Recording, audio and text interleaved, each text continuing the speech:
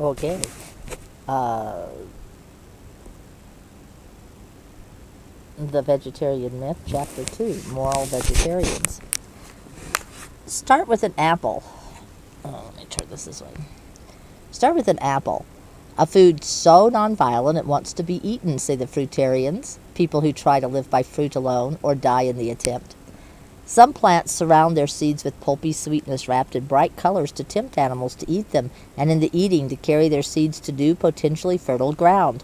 Animals do the work that plants can't do, rooted as they are to one spot, find a possible place for their young to grow. So eating an apple is okay to those most moral of vegetarians, since no death is involved, or so the story goes. The first problem is that humans don't plant those seeds. We discard them. We consciously remove the core to avoid the seeds and then throw them away. Away in industrial nations, meaning sealed in a plastic bag that gets entombed in a landfill. Or factories squeeze or chop the fruit for us, rendering it into juice or pies, dumping the peels and the pulp and seeds nowhere near a nice pile of manure in a clearing. Or,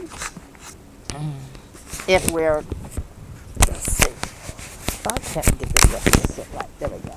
Try again.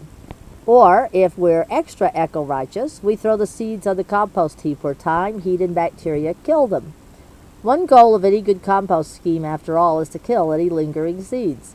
None of this is what the tree had in mind. The tree isn't offering sweetness out of the goodness of its heartwood. It's striking a bargain, even though we've shaken hands and collected, we aren't carrying through on our side of the deal. There's a glaring anthropocentrism in this argument, which is strange coming from people espousing a specific politic of animal liberation. The fruit tree gives me my food, and I give back the seeds to nature so other trees can grow, writes one vegetarian. Yes, but he isn't giving the seeds back to nature. Why are we humans allowed to take without giving? Isn't that called exploitation? Or at the very least stealing? Fruit isn't, as claimed, the only freely given food. The point of that fruit is not humans. The point is the seeds.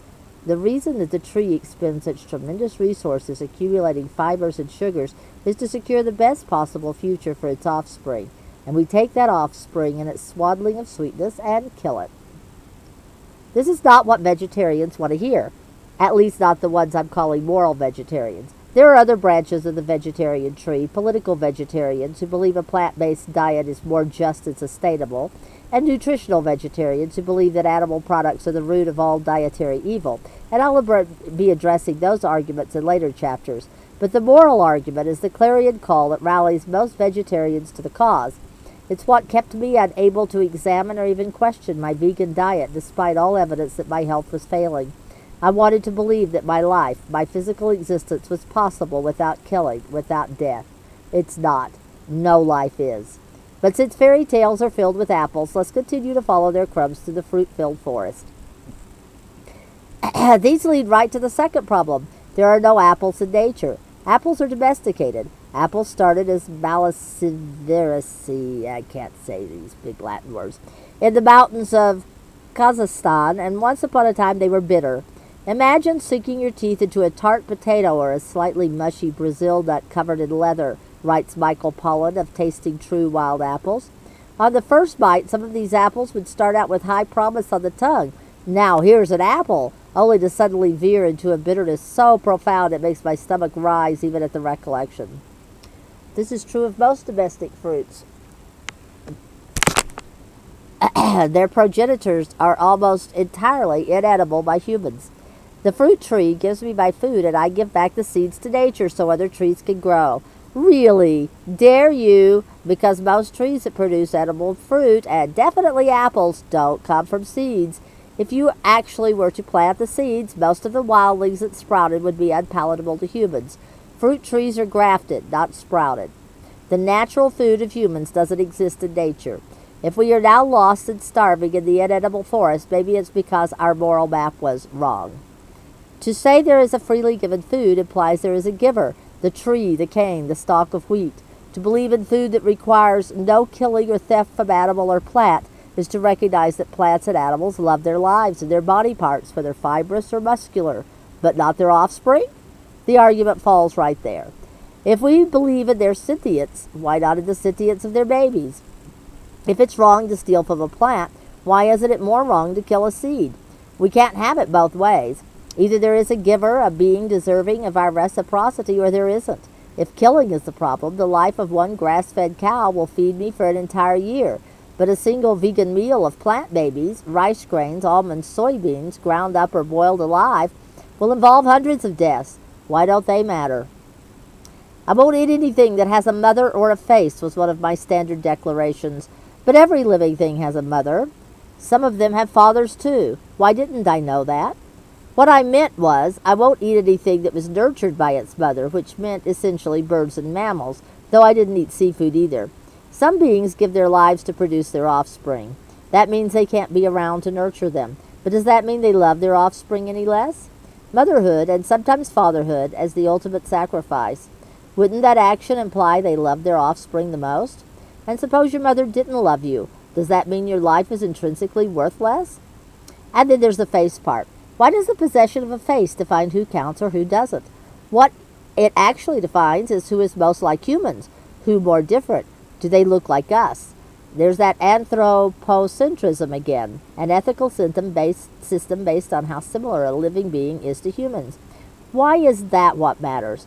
Why are humans the standard that measures who lives and who dies? An apple falls from the tree. We eat its sweetness and, despite disingenuous claims to the contrary, kill the seeds. One could argue that at an earlier age, humans acted as unwitting cultivators, seed bearers, spitting or shitting out the bitter pits, some of which would take root. We weren't always stealing and killing apple offspring. Perhaps if the asphalt was removed and the earth restored, and the underlying reciprocity of the human-apple relationship would naturally reassert itself. But humans can't live on apples. And in the vegetarian moral universe, all seeds, nuts, grains are seen as freely given. In the case of these seeds, there's no tasty pulp in exchange for baby on board. It's the seeds themselves that humans eat. I remember my reasoning. Annual grasses died anyway at harvest time, so I wasn't really killing. The problem, of course, is that I wasn't eating the part that died, the stalk. Humans can't digest cellulose. I was eating the precise part that wants very much to live, the seed. In fact, they want to live so much that even after thousands of dormant years, some of them will sprout. Who could say this isn't a being who doesn't love its life? I know from experience that the issue of plants and their sentience is thrown at vegetarians by detractors all the time. I know how smug and hostile those detractors usually are. The idea of respecting plants is just as ridiculous to them as the idea of respecting animals. They argue as devil's advocates. But I am not advocating for any devil. He can clearly do his own work just fine. I mean to address these concerns seriously. I hear a plea in the words of vegetarians, a plea that borders on a prayer. Let me live without harm to others. Let my life be possible without death. This prayer embodies both a fierce tenderness and a passionate repugnance. The love is for all beings, and the horror is for the sadism humans are inflicting. This prayer pulses in me like another heart. What separates me from vegetarians isn't ethics or commitment, it's information. Because I have grown apples and I know what goes into them, I can go to the local feed store and buy a bag of organic fertilizer for fruit trees and ask no more.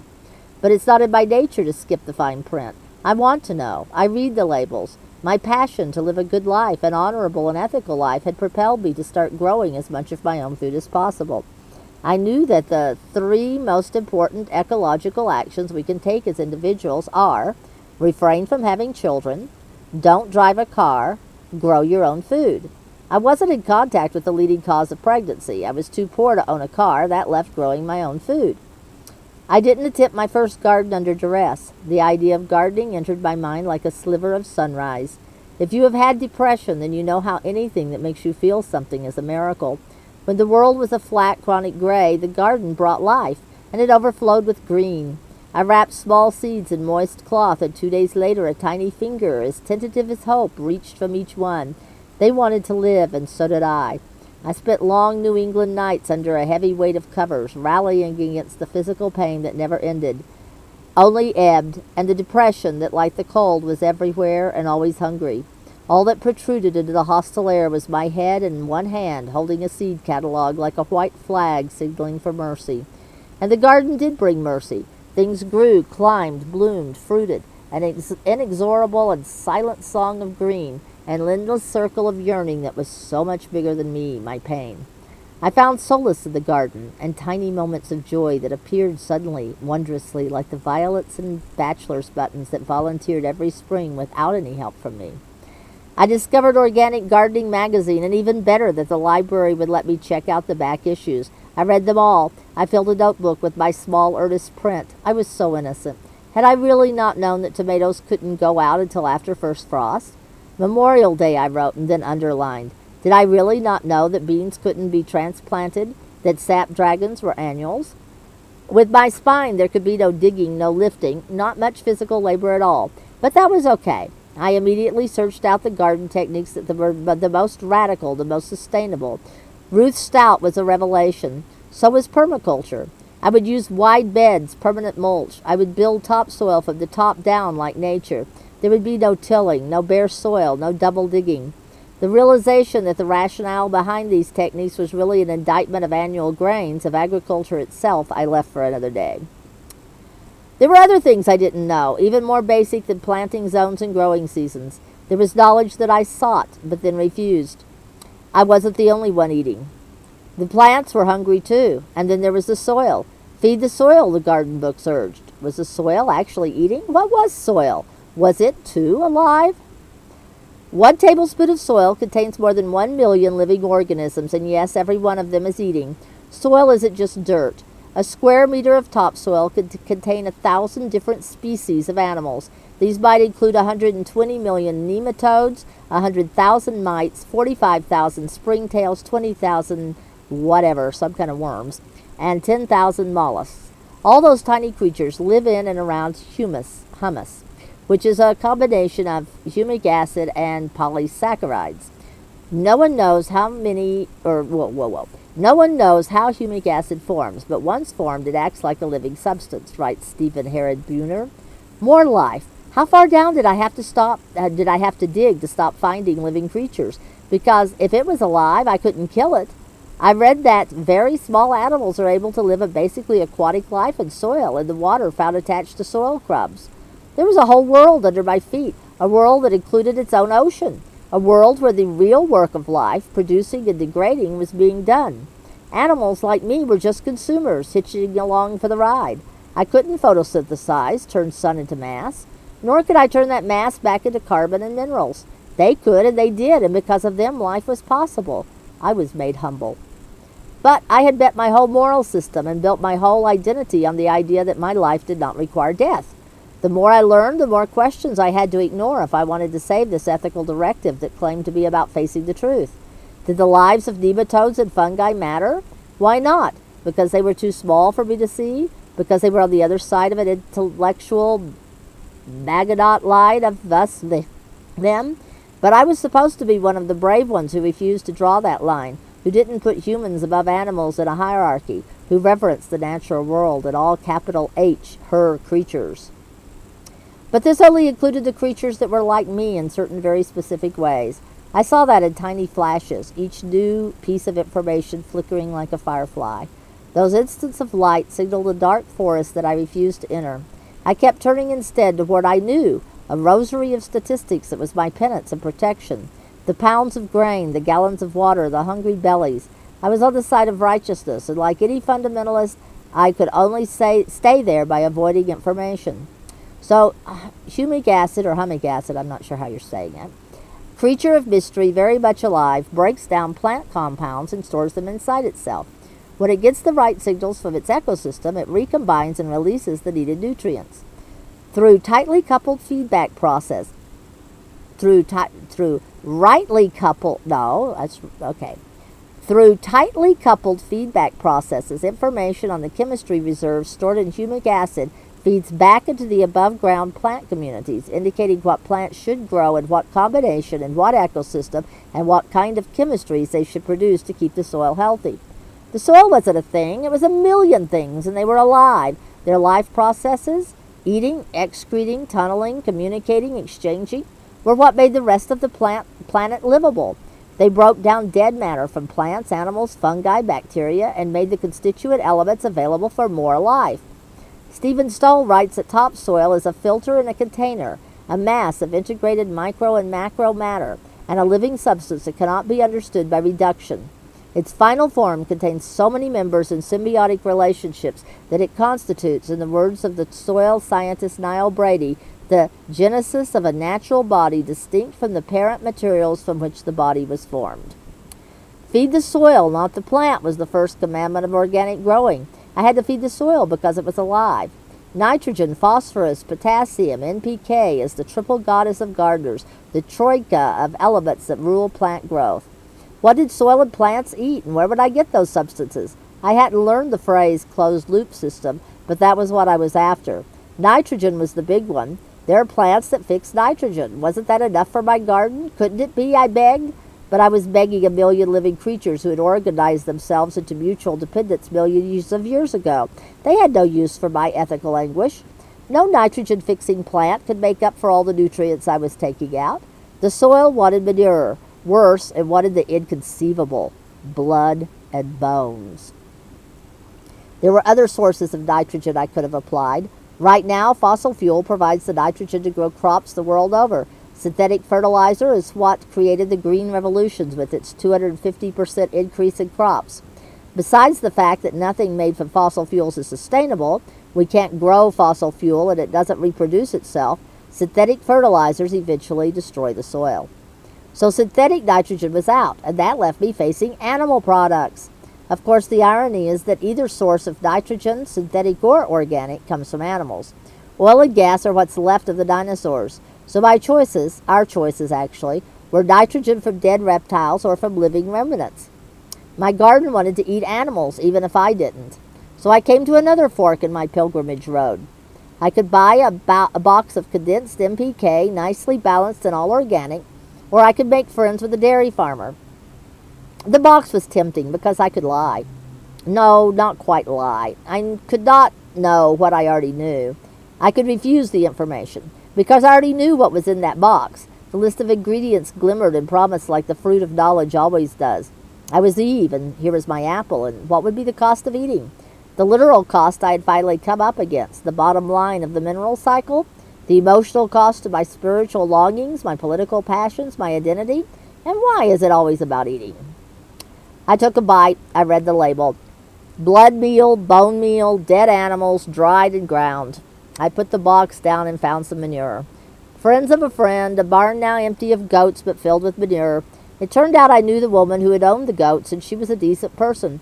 Her animals would have been well cared for, indulged even. I was dating someone with a pickup truck and a strong back. The manure arrived and the garden exploded. The tomato vines swallowed their trellises and their bed, then developed designs on the driveway. It looked like the land that time forgot outside my back window. I fed 3 households on the produce, and still some of the lettuce bolted before we got to it. And I was left hungry as well as nourished.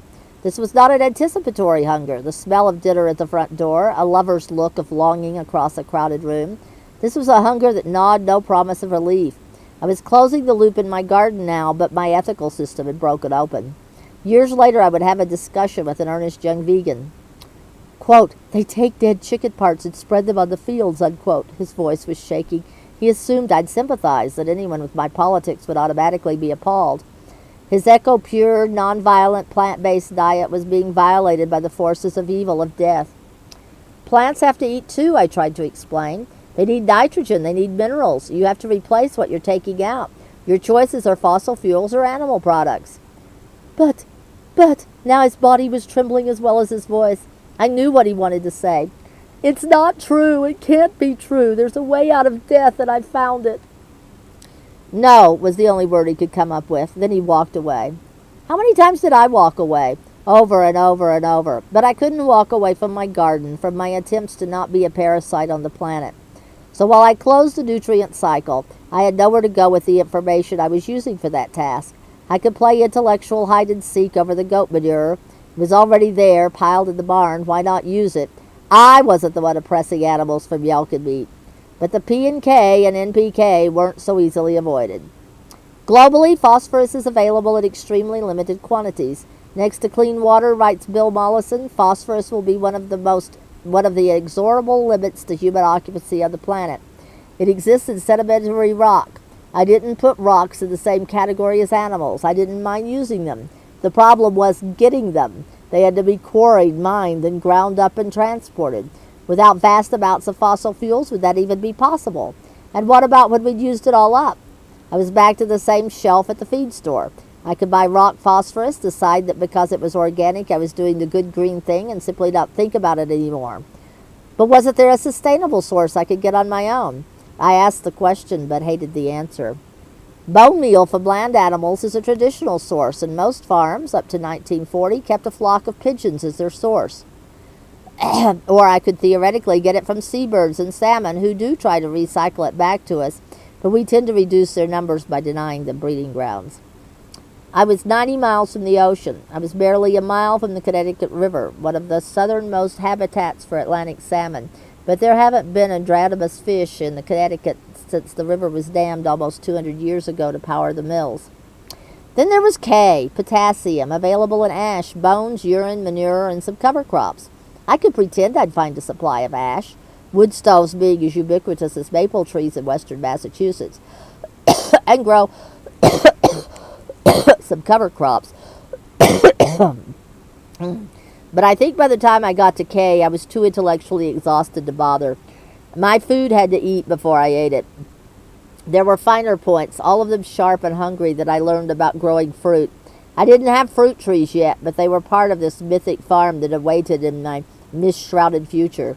Calcium is always a limiting factor in the soil. When the calcium is gone, growth stops. Again, the calcium would come from... Would I finish the sentence with an organic box from the feed store laden with embodied energy and slaughterhouse dust? Or would I learn the grammar of my great-grandparents and feed the trees with the bones of animals that lived beside me?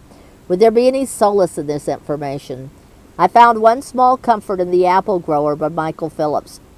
He quotes a book called The Apple Culturist from 1871, recounting the story of an apple tree near the graves of Roger Williams, the founder of Rhode Island, and his wife Mary Sales. The roots of the tree were found to have grown into the graves and assumed the shape of human skeletons, while the graves were emptied of every particle of human dust. Not a trace of anything was left. This story eased my mind because the tree ate the humans. The standard narrative of man the hunter was repugnant to me with its biological determinism, its celebration of dominance, violence, rape, death. The myth always ends with man on top of animals, women, the food chain, the planet. It may be a political reality, but there's a name for it: patriarchy, and a solution: organized resistance.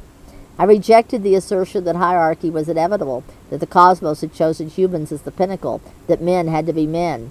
And if I liked to believe, I'd have rejected this propaganda just as firmly as I were a man, although I know the privileges of power make that less likely. Even the people who should know better fall for the man as apex myth. At a groovy Earth Day gathering, a line of costumed dancers was supposed to represent the food chain, starting with the plants and ending with humans. But it doesn't end with us. I kept insisting to anyone who'd listen, mostly my companions who got tired of hearing it.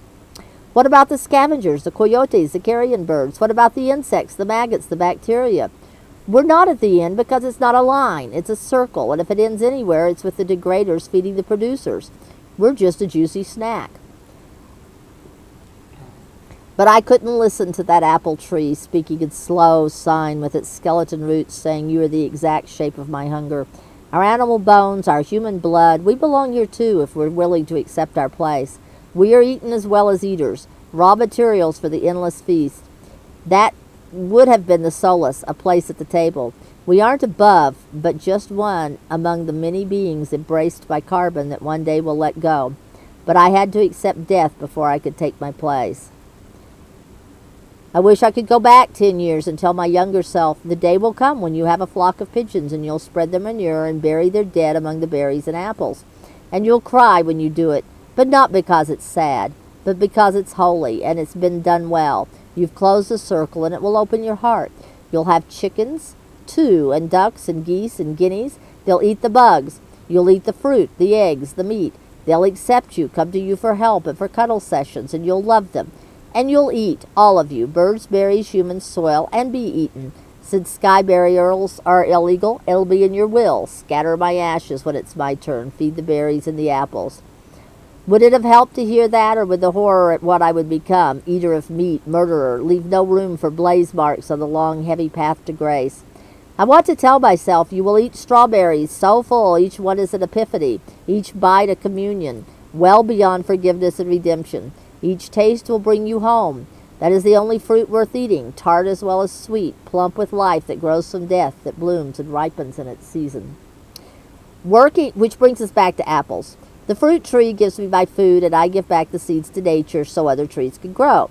The last time I ate an apple, I counted. There were 10 seeds. Set aside for a moment that those seeds won't produce edible apples. Even if the fruitarian has a really big backyard, he would have run out of space long ago.